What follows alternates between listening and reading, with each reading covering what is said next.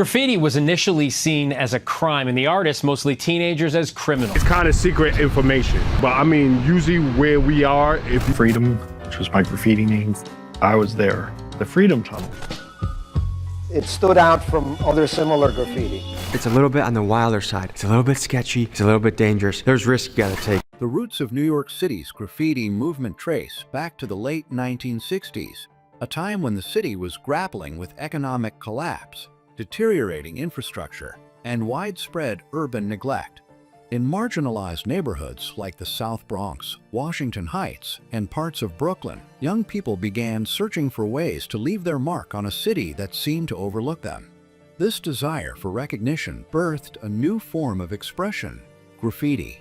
What started as scrawled nicknames and cryptic numbers on buildings and subway stations quickly spread, transforming walls and trains into canvases for self-identity. One of the earliest and most influential figures was Tacky 183, a teenage messenger from Washington Heights. His tag, Tacky, followed by his street number, appeared across the city in the early 1970s, inspiring a flood of imitators. When the New York Times profiled him in 1971, it validated tagging as a widespread, if illegal, form of fame. Other early writers like Julio 204 and Stay High 149 laid the foundation for this rebellious art, sparking a wave of youth-driven creativity. Unlike traditional art galleries, the streets of New York became the venue for these unsigned, unsanctioned works. This emerging culture wasn't just about vandalism, it was about visibility. For many kids growing up in neglected neighborhoods, tagging was the only way to be seen by the broader city. The style, language, and tools evolved quickly. Graffiti became a dialogue between writers and the urban landscape, a response to a city in crisis and a declaration of existence from youth who felt invisible. It was during these formative years that graffiti shifted from a solitary act of tagging into a collective cultural uprising. By the mid-1970s, graffiti had evolved into a dynamic subculture with its own rules, hierarchies, and aesthetic codes.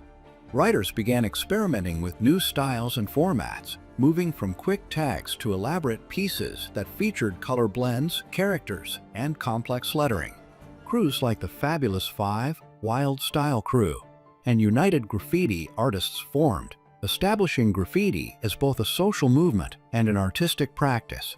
A new visual language, known as wildstyle, emerged, characterized by interwoven letters, arrows, and abstract forms that only the initiated could decipher. These crews were more than groups of artists. They were collectives that operated with strategic intent. Members collaborated on large-scale murals, shared techniques, and competed for visibility across the boroughs. Locations like train yards, rooftops, and highway overpasses became battlegrounds for artistic dominance.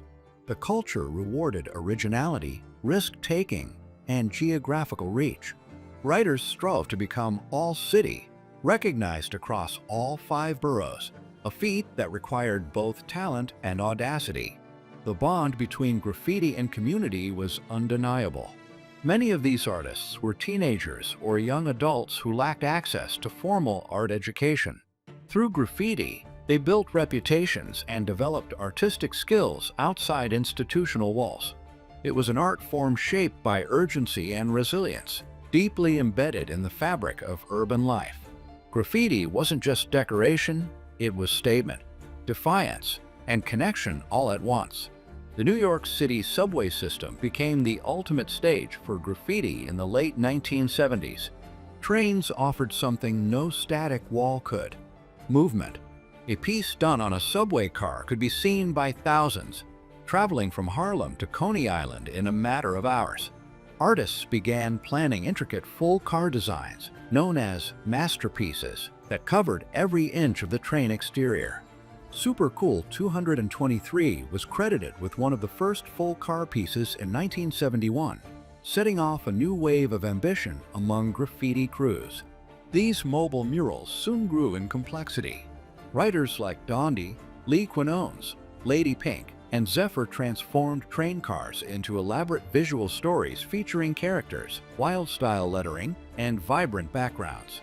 The works often took hours to complete, painted under cover of darkness in train yards. While city officials saw these acts as vandalism, many passengers and photographers saw them as street-level marvels. The book's subway art and spray-can art helped preserve these fleeting works, capturing a golden era when graffiti truly rolled through every borough.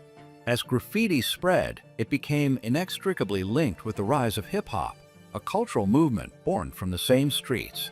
Alongside DJs spinning breakbeats, MCs rapping in parks, and breakdancers perfecting their moves, graffiti served as the visual identity of hip-hop.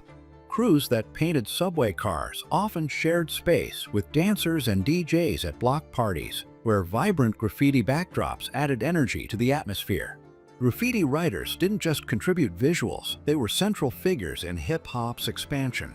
Artists like Phase 2 and Futura 2000 toured with rap groups, live painting on stage in Europe during early hip-hop tours. Films like Wildstyle and Style Wars showcased the synergy between graffiti, rap, and dance, giving audiences worldwide a window into the gritty yet powerful world of New York street culture. Graffiti, with its raw style and urban cadence, helped define the aesthetic of hip-hop before it hit the mainstream. By the 1980s, graffiti was no longer just about fame, it was about legacy. It offered a platform for self-expression that paralleled the rhymes of MCs and the beats of DJs.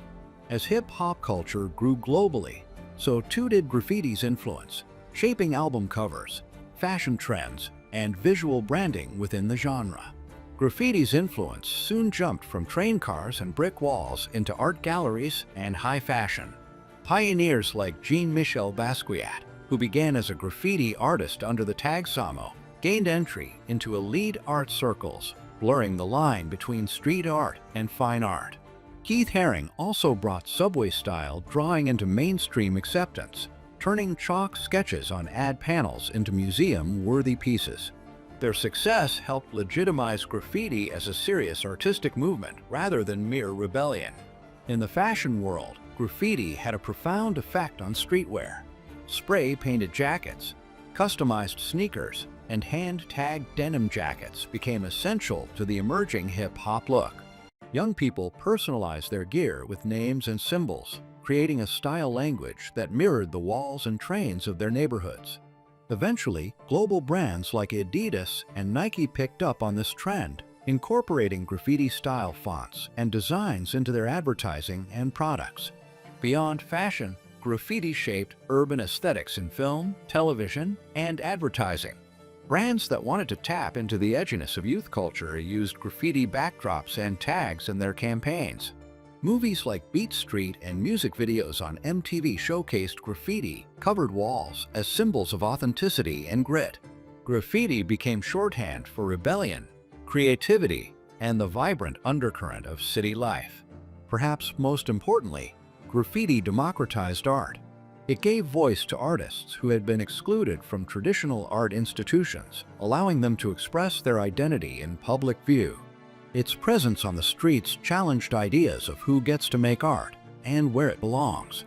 Graffiti spread to other cities around the world, from Berlin to Sao Paulo, cemented its status as a global art movement born from the concrete corridors of New York. By the late 1980s, the city of New York launched aggressive efforts to eliminate graffiti, especially from its subway system. The Metropolitan Transportation Authority's Clean Train movement began in earnest in 1985, aiming to rid the transit fleet of graffiti once and for all. Razor wire fences, guard dogs, and rapid response cleaning crews made it nearly impossible for writers to paint undetected. Mayor Ed Koch and later administrations framed graffiti as a quality-of-life issue, linking it to broader concerns about crime and disorder.